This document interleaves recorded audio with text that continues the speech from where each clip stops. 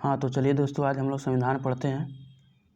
ये लूसेंट है, Lucent book का संविधान पढ़ते हैं। चलिए स्टार्ट करते हैं, थोड़ा जूम करके। भारतीय संविधान के विकास का संक्षिप्त इतिहास। 1757 की पलासी की लड़ाई और 1764 के बक्सर के युद्ध को अंग्रेजों द्वारा जीत लिए जाने के बाद बंगाल पर ब्रिटिश ईस्ट इंडिया कंपनी ने शासन का शिकंजा कसा। कब? 1757 के पलासी की लड़ाई और 1764 के बक्सर की लड़ाई के जीत लेने के बाद।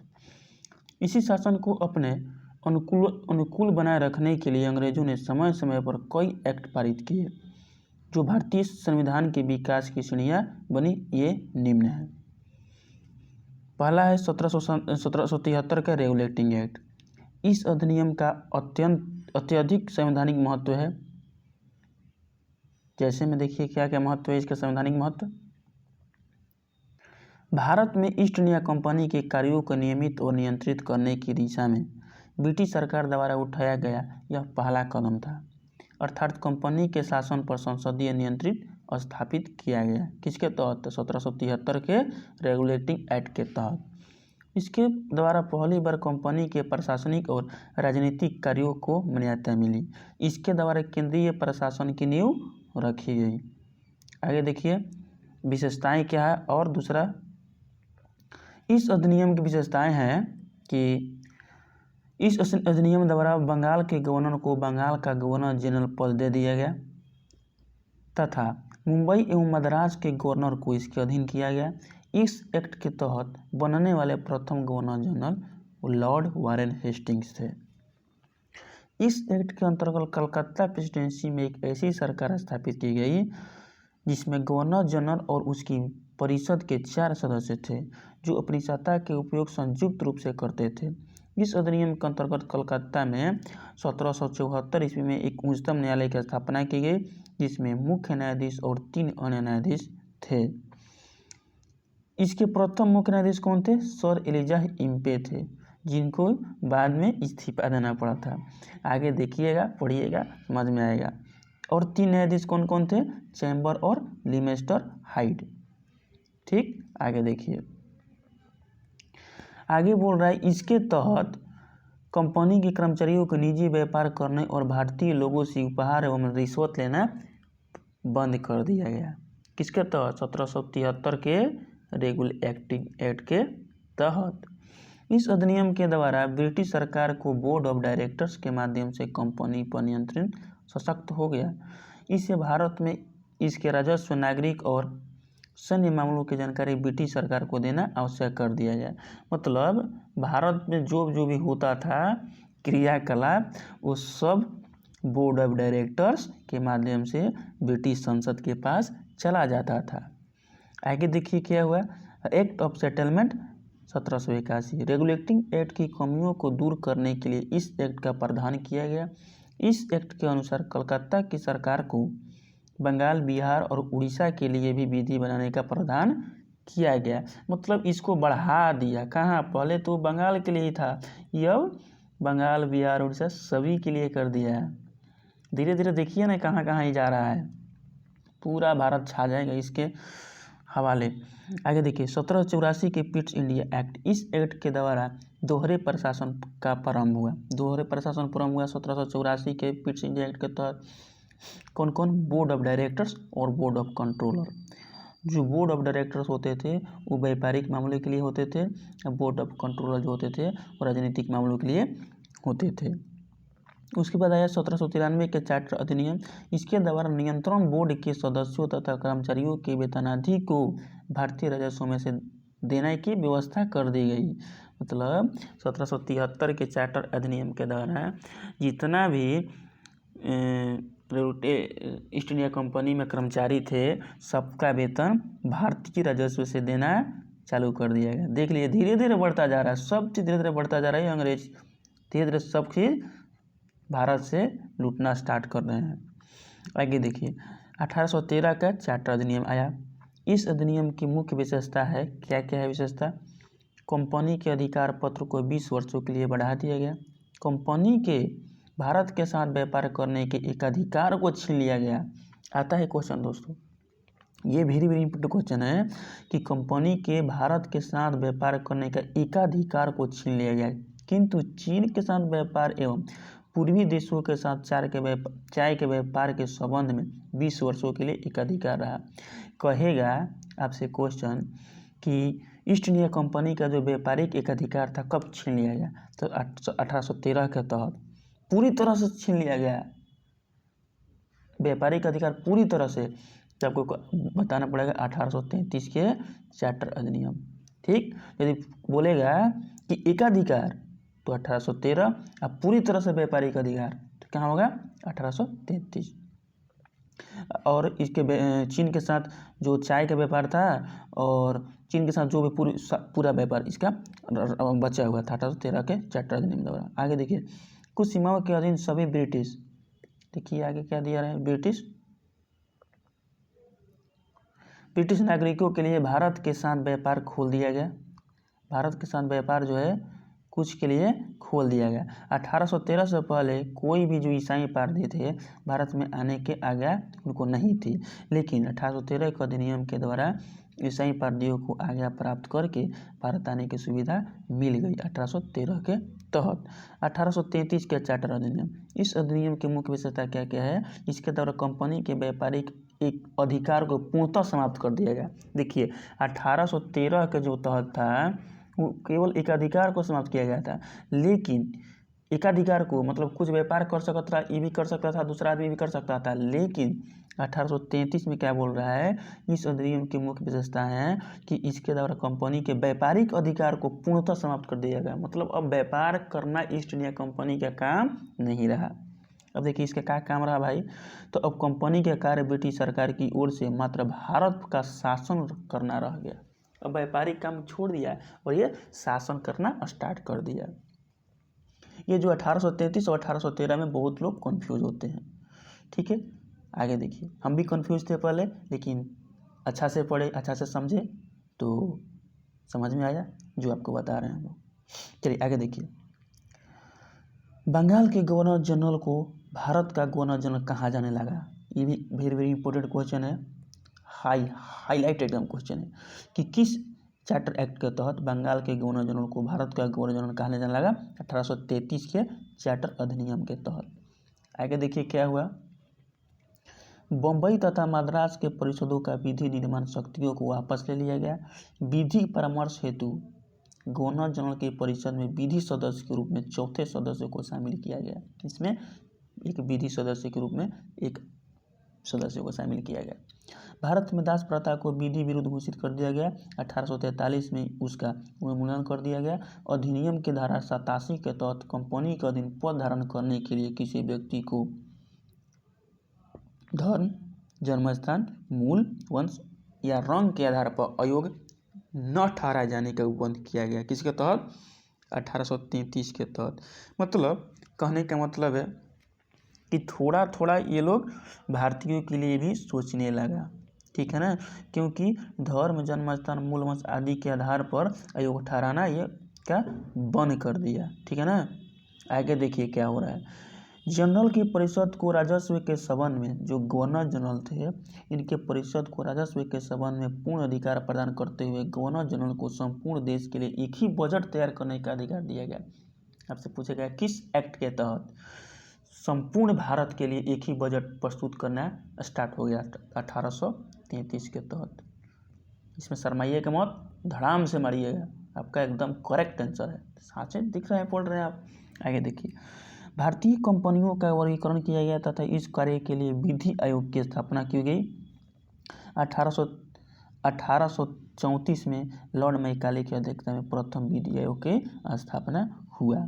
ठीक है, आगे देखिए, आप लोग कॉम्पिटिटिव एग्जाम की तैयारी करने वाले हैं, आप लोग को सब चीज़ जानकारी होना चाहिए।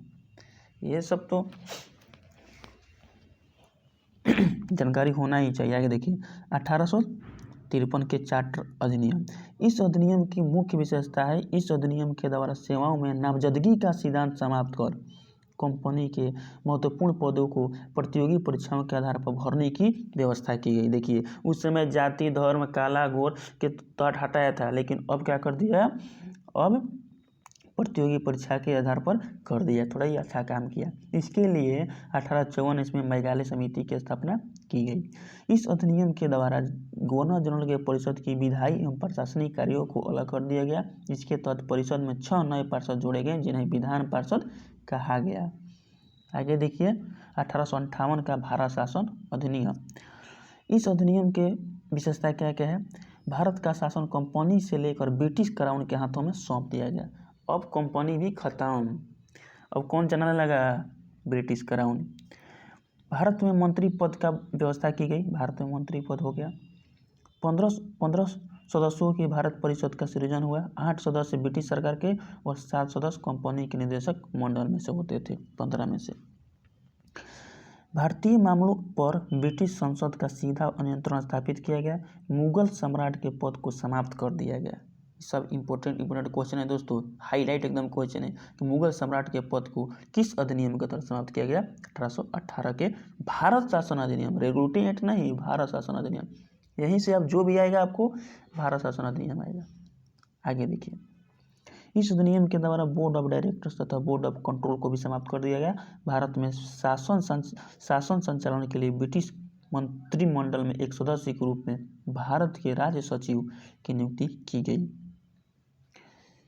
वह अपने कार्यों के लिए ब्रिटिश संसद के प्रति उत्तरदायी होता था। भारत के प्रशासन पर इसका महत्वपूर्ण नियंत्रण था। उसी का वाक्य अंतिम होता था, चाहे वह नीति के विषय में हो या ब्यौरे के विषय में। भारत के गवर्नर जनरल का नाम बदलकर वायसराय कर दिया गया। किसके तहत? 1858 के तहत क्या किया गया?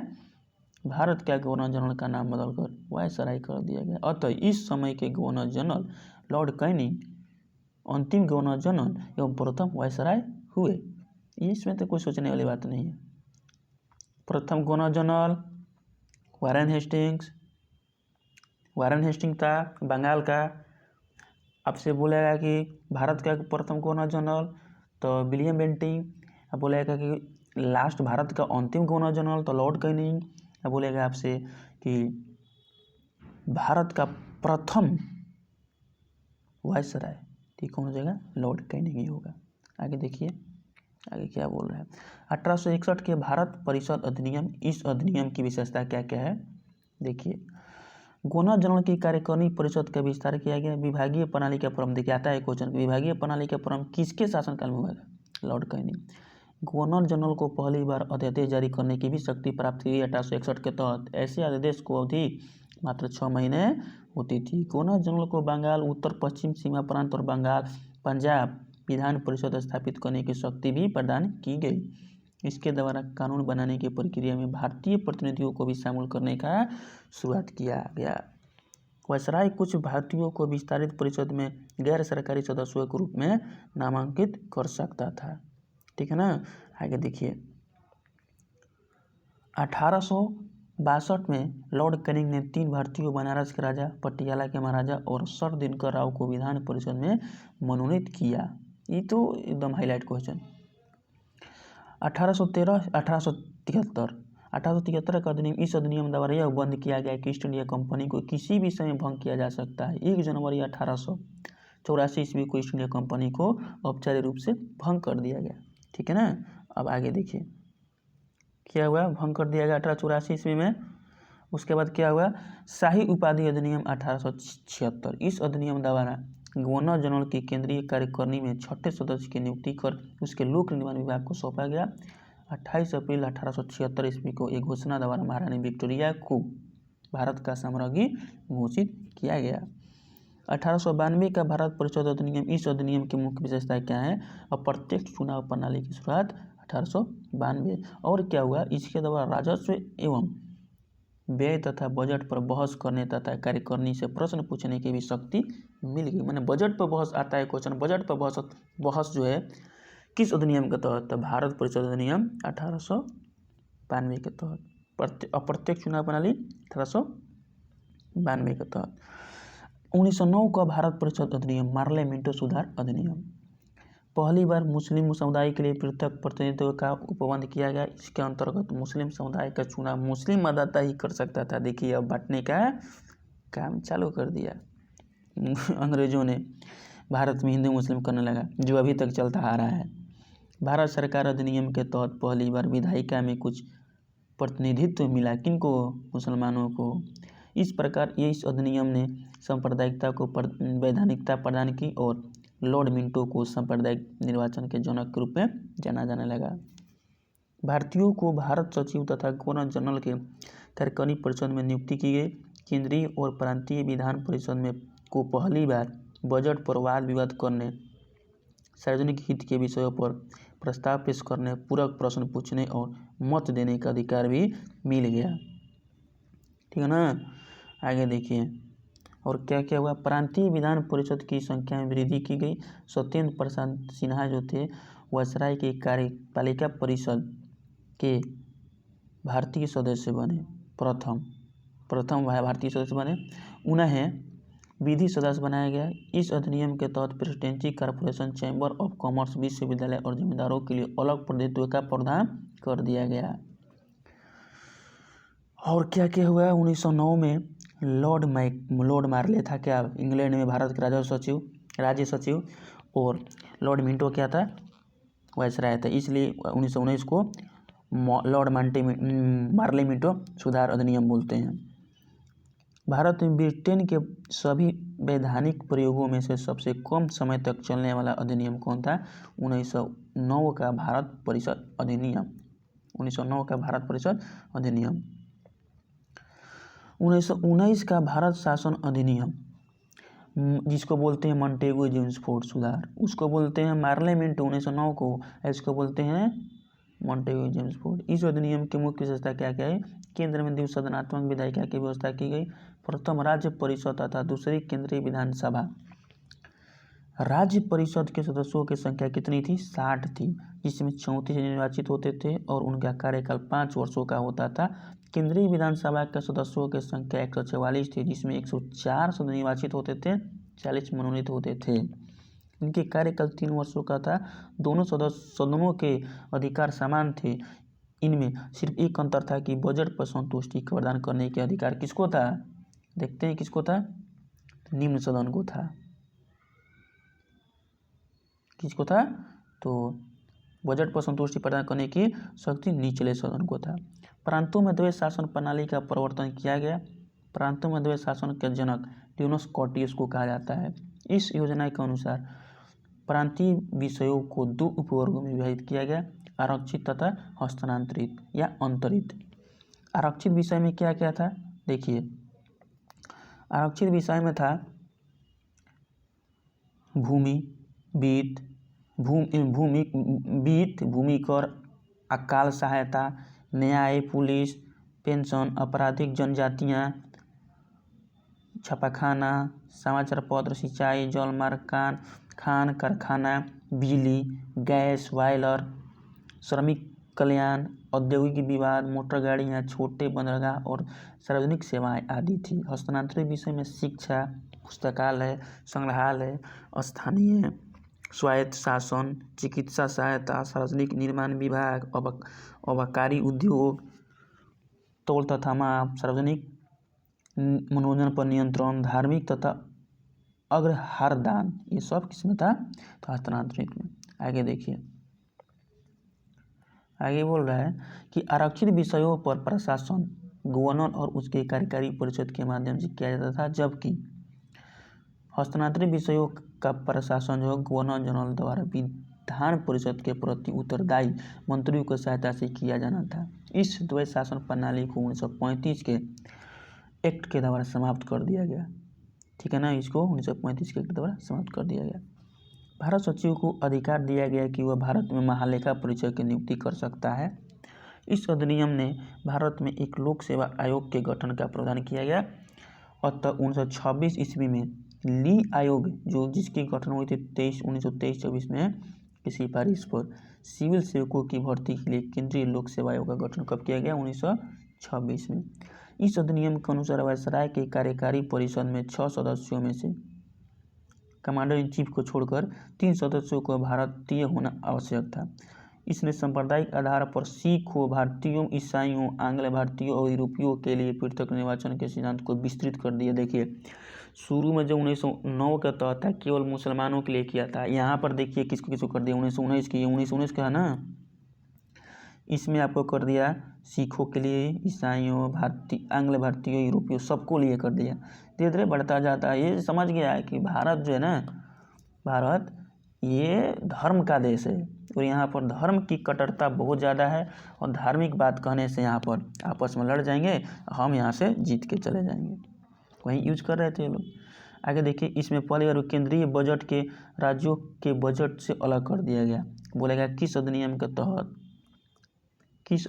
तहत केंद्रीय बजट को राज्य के बजट से अलग कर दिया गया, तो 1919। इसके अंतर्गत एक वैधानिक आयोग का गठन किया गया जिसका कार्य 10 वर्ष बाद जांच करने के बाद अपनी रिपोर्ट प्रस्तुत करना था। इस अधिनियम में केंद्रीय विधानसभा में वायसराय के आदेश जारी करने की शक्तियों को निम्न रूप में बनाए रखा गया। किस रूप में? देखिए कुछ विषय से संबंधित विधेयकों को विचारार्थ प्रस्तुत करने के लिए उसे पूर्व अनुमति आवश्यक थी। उसे भारतीय विधानसभा द्वारा पारित किसी भी विधेयक को वीटो करने या सम्राट के विचार के लिए आरक्षित करने की शक्ति थी। उसे यह शक्ति थी कि विधानसभा द्वारा नामंजूर किए गए या पारित न किए गए किसी विधेयक या अनुदान को क्या कर सकता है, तो देखिए क्या कर सकता है, प्रमाणित कर दे। अनुदान को प्रमाणित कर दे तो ऐसे प्रमाणिक विधेयक विधानमंडल द्वारा पारित समझा जाता था। मतलब विधानमंडल पारित करे या ना पारित करे, जहाँ गवर्नर को या वायसराय को मर्जी है पारित करने को, पारित कर देगा तो हो जाएगा। ऐसे ही नाम के लिए लोग विधानमंडल बनाया था। वो आपात स्थिति में अध्यादेश बना सकता था जिसका अस्थायी अवधि के लिए विधिक प्रभाव होता था। मॉन्टेग्यू जेम्स पर सुधार। भारत शासन अधिनियम 1919 द्वारा भारत में पहली बार महिलाओं को वोट देने का अधिकार मिला गया। ये देखिए बहुत बढ़िया क्वेश्चन है कि किस अधिनियम द्वारा भारत में पहली बार महिलाओं को वोट देने का अधिकार दिया गया, तो ये भारत शासन अधिनियम 1919 के तहत। उस समय इंग्लैंड के प्रधानमंत्री कौन थे? जॉर्ज लॉयड थे। कौन थे? जॉर्ज लॉयड थे। 1935 का भारत शासन अधिनियम देखते हैं। यह साइमन कमीशन की रिपोर्ट पर आधारित है। देखिए वही साइमन कमीशन जिसने लाला लाजपत राय को लाठियों से मारकर उनकी हत्या कर दी थी, उसी साइमन कमीशन की रिपोर्ट पर यह आधारित था। 1935 के भारत शासन अधिनियम। 1935 के अधिनियम में 321 अनुच्छेद और 10 अनुसूचियाँ थी। कितनी? ये आप बताया क्वेश्चन दोस्तों कि 321 अनुच्छेद और 10 अनुसूचियाँ थी। इस अधिनियम की मुख्य विशेषताएं क्या क्या है देखते हैं, सब देख लेंगे धीरे धीरे क्या क्या है इसमें। आइए, अखिल भारतीय संघ, यह संघ 11 ब्रिटिश प्रांतों, 6 चीफ कमिश्नरों के क्षेत्रों और उन देशी रियासतों को मिलकर बनना था जो स्वेच्छा से संघ में सम्मिलित हो। प्रांतों के लिए संघ में सम्मिलित होना अनिवार्य था, किंतु देशी रियासतों के लिए यह ऐच्छिक था। देशी रियासतें संघ में सम्मिलित नहीं हुई और प्रस्तावित संघ की स्थापना संबंधी घोषणा पत्र जारी करने का अवसर ही नहीं मिला। देखिए वो लोग नाम का सब कुछ करते थे। प्रांतों के लिए संघ में ये अखिल भारतीय संघ की स्थापना करना चाहते थे। इस तरह इन लोगों ने इस तरह नियम बनाया था ना कि प्रांत के लिए संघ में सम्मिलित होना अनिवार्य था, किंतु जो देशी रियासत थे, जो राजा महाराजा थे, अपना अपना शासन कर रहे थे, ये बोल रहे थे ना कि आप अपने से आइए और इकट्ठा हो जाइए, हम उस पर शासन करेंगे। तो कोई ऐसा कर रहे हैं? नियम के द्वारा प्रांतों में द्वैत शासन व्यवस्था का अंत कर उन्हें एक स्वतंत्र और स्वशासित संवैधानिक आधार प्रदान किया गया। केंद्र में द्वैत शासन की स्थापना। इस अधिनियम में विधायी शक्तियों को केंद्र और प्रांतीय विधानमंडल के बीच विभाजित किया गया। इसके तहत परिसंघ सूची, प्रांतीय सूची एवं समवर्ती सूची का निर्माण किया गया। परिसंघ सूची के विषयों पर परिसंघ विधानमंडल को विधान बनाने की अनन्य शक्ति थी। इस सूची में विदेशी कार्य, करेंसी और मुद्रा, नौसेना, सेना, वायुसेना, जनगणना जैसे विषय इसमें शामिल थे। किसमें? तो परिसंघ में। प्रांतीय सूची के विषयों पर प्रांतीय विधानमंडलों की अनन्य आधारिता थी, यानी इस सूची में वर्णित विषयों पर प्रांतीय विधानमंडल को कानून बनाने का अधिकार था। इस पर दूसरा कानून नहीं बना सकते थे। आइए आगे बढ़ देखते हैं, थोड़ा जूम कर देते हैं, शायद आप लोगों को कम दिखाई दे रहा होगा। प्रांतीय सूची के कुछ विषय थे, पुलिस, प्रांतीय लोक सेवा और शिक्षा। समवर्ती सूची, आप लोग तो जानते ही हो समवर्ती सूची किस देश से लिया गया है हमारे संविधान में, जानकारी है कमेंट करके बताइए। बार बार कहने की जरूरत नहीं है दोस्तों, हम लोग मेहनत कर रहे हैं आप लोगों के लिए।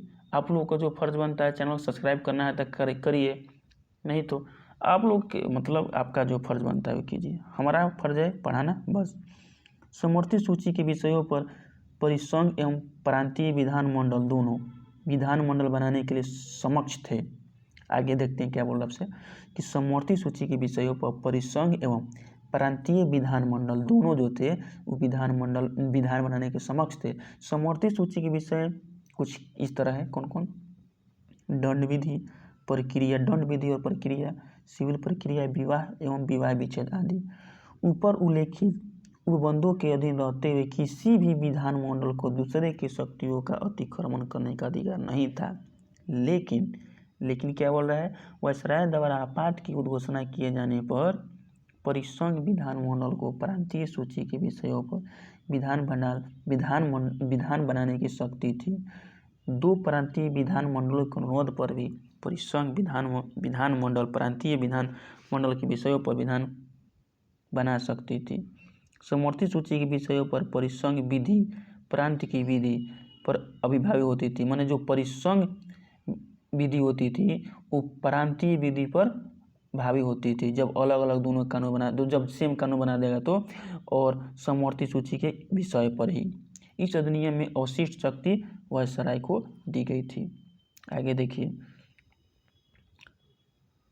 देखिए क्या बोल रहा है कि 1919 के शासन अधिनियम के बारे में नेहरू एवं अम्बेडकर की उक्तियाँ क्या हैं? तो नेहरू ने कहा गुलामी का अधिकार पत्र। फिर क्या कहे उन्होंने, एक कार जिसमें ब्रेक है लेकिन इंजन ही नहीं है, तो इंजन नहीं है तो ब्रेक रहने से क्या फायदा? अम्बेडकर, या गाड़ी रहने से क्या फायदा?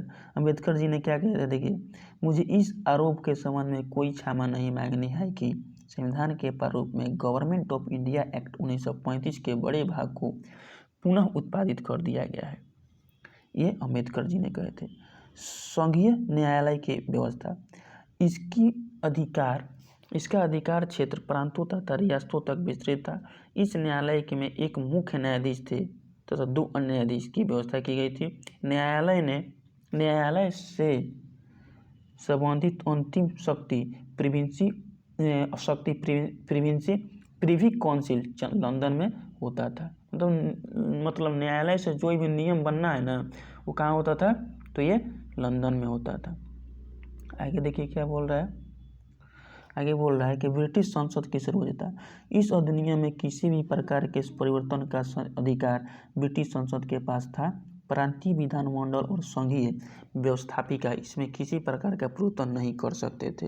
भारत परिषद का अंत, इस अधिनियम के द्वारा भारत परिषद का अंत कर दिया गया। सांप्रदायिक निर्वाचन पद्धति का विस्तार, संघीय तथा प्रांतीय व्यवस्थापिका में विभिन्न संप्रदायों को प्रतिनिधित्व देने के लिए सांप्रदायिक निर्वाचन पद्धति को जारी रखा गया। देखिए, सांप्रदायिक प्रतिनिधित्व को लोग तो जारी रखेंगे ही, क्योंकि वो लोग जानते थे कि भारत किस तरह टुकड़ों में टूटेगा, सांप्रदायिक के आधार पर ही। देखिए टूट भी गया। उसका विस्तार दलित जातियों, देखिए दलित जातियों तक भी कर दिए लोग, दलित जातियों, महिला और मजदूर वर्ग तक के लिए कर दिए लोग। इस अधिनियम में प्रस्तावना नहीं था। हम लोग पढ़ न रहे हैं, देख रहे हैं कि अंग्रेज कैसे कैसे भारत को लूटा, इसी बहाने। इसके द्वारा बर्मा को भारत से अलग कर दिया गया, औदन को इंग्लैंड के औपनिवेशिक कार्यालय के अधीन कर दिया गया और बरार को मध्य प्रांत में शामिल कर दिया गया। इसके अंतर्गत देश की मुद्रा और साख पर नियंत्रण के लिए भारतीय रिजर्व बैंक की स्थापना की गई। आगे देखिए, इसी ने क्या किया, इसने मताधिकार का विस्तार किया। लगभग 10% जनसंख्या को मत देने का अधिकार मिला। किसके तहत? तो 1935 के भारत शासन अधिनियम के तहत। 1947 ईस्वी का भारतीय स्वतंत्रता अधिनियम ब्रिटिश संसद में 4 जुलाई 1947 को भारतीय स्वतंत्रता अधिनियम प्रस्तावित किया गया, जो 18 जुलाई 1947 को स्वीकृत हो गया। इस अधिनियम में 20 धाराएं थी। इस अधिनियम की प्रमुख बातें क्या क्या है? 2 अधिराज्य की स्थापना 15 अगस्त 1947 को भारत एवं पाकिस्तान नामक 2 अधिराज्य बना दिए जाएंगे और उनको ब्रिटिश सरकार सत्ता सौंप देगी। सत्ता का उत्तरदायित्व तो दोनों अधिराज्यों की संविधान सभा को सौंपी जाएगी। किसको? संविधान सभा को सौंपी जाएगी अधिराज्य सत्ता, अधिराज्यों का सत्ता जो संविधान सभा को सौंपी जाएगी। भारत एवं पाकिस्तान 2 अधिराज्यों में एक एक गवर्नर जनरल होंगे, जिनकी नियुक्ति उनके मंत्रिमंडल की सलाह पर की जाएगी। संविधान सभा का विधान मंडल के रूप में कार्य करना, जब तक संविधान सभाएं संविधान के निर्माण नहीं कर लेती तब तक वे विधान मंडल के रूप में कार्य करती रहेगी।